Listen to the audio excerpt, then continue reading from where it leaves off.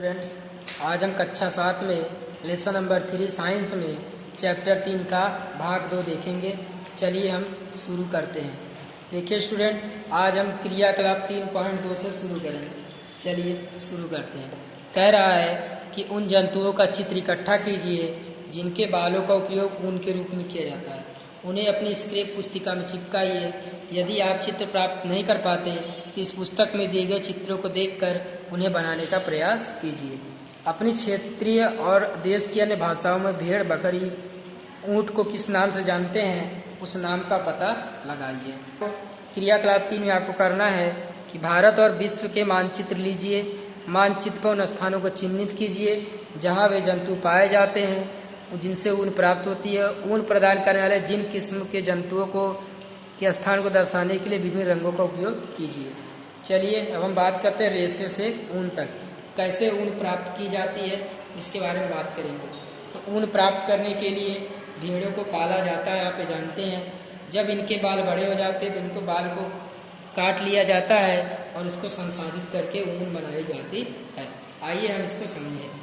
देखिए होता क्या है, भेड़ पालन और प्रजनन। यदि आप जम्मू कश्मीर, हिमाचल प्रदेश, उत्तराखंड, अरुणाचल प्रदेश, सिक्किम के पहाड़ी क्षेत्रों, हरियाणा, पंजाब, राजस्थान और गुजरात के मैदानी भागों में जाएंगे तो आप गड़ड़ियों को देखेंगे। गड़ड़िया क्या करता है, गड़ड़िया भेड़ चराता है। आप देखेंगे भेड़ शाकाहारी होती है, वह घास और पत्तियां खाती है। भेड़ पालने वाला उन्हें चारे के अतिरिक्त दाल, मक्का, ज्वार इत्यादि खिलाता है। सर्दियों में भेड़ों को घरों के अंदर रखा जाता है और उन्हें पत्ती, अनाज और सूखा खाना खिलाया जाता है। हमारे देश के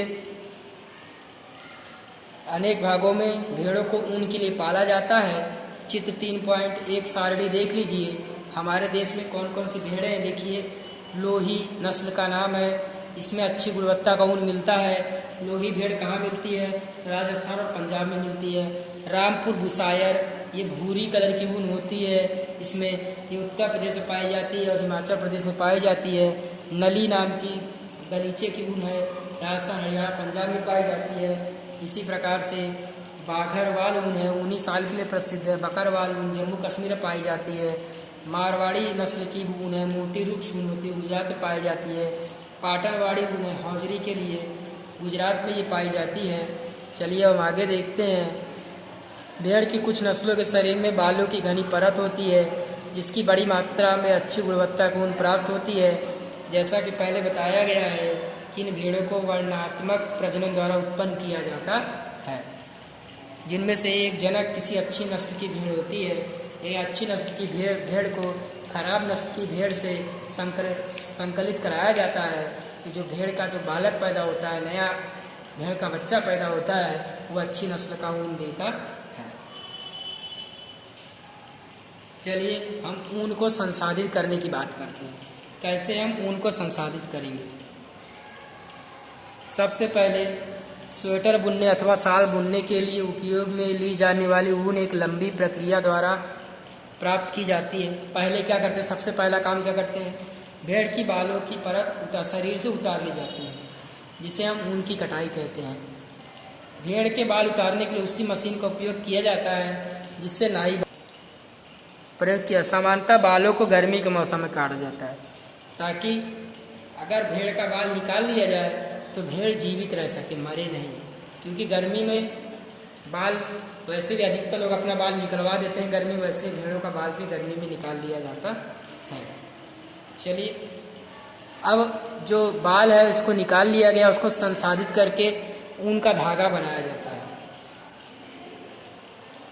बाल निकालने, जैसे आपका बाल नाई काटता था आपको कोई दर्द होता है नहीं ना, उसी प्रकार से भेड़ को भी कोई दर्द नहीं होता है।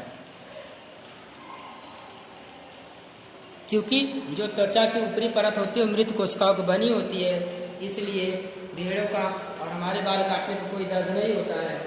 और इसके अलावा बाल क्या होते हैं, फिर से उग जाते हैं। देखिए अब जो बाल है उसको उतार लिया गया, उसको बड़ी बड़ी टंकी में देखो धोया जा रहा है। धोने से क्या होता है, धोने से फायदा होगा कि धोने से उससे चिकनाई, धूल ये सब निकल जाते हैं। और या दूसरा प्रक्रम इसे क्या कहते हैं, अभिमार्जन कहते हैं। ठीक है, आजकल अभिमार्जन मशीनों के द्वारा किया जाता है। अभिमार्जन के बाद छटाई की जाती है, जिसमें रोमिल रोएदार बालों को कारखाने भेज दिया जाता है, जहाँ पर अलग अलग गठन वाले बालों को अलग अलग कर लिया जाता है। अगले चरण में बालों को सुखाया जाता है, परंतु इसमें से पहले बालों में से छोटे छोटे कोमल फूलों वाले रेशों को छांट लिया जाता है, जो बर कहलाते हैं। ये वही बर होते हैं जो आपके स्वेटर पे इकट्ठे होते हैं। आप देखते हैं ना स्वेटर पे दिखाई देता है रोमा, वो वही होता है। पांचवा, रेशों को विभिन्न रंग में रंगा जाता है, क्योंकि भेड़ बकरी समानता ऊन काली और भूरी या सफ़ेद होती है। इसके अलावा अलग अलग रंगों में रंग कर भेड़ अलग अलग स्वेटर प्राप्त किया जाता है। अंतिम चरण में रीलिंग कहते हैं। अब रेशे को सीधा करके उन्हें सुलझाया जाता है, फिर उन्हें लपेट कर क्या करते हैं, धागा बनाते हैं, और फिर इसको काट कर स्वेटर और ऊन के रूप में तैयार किया जाता है।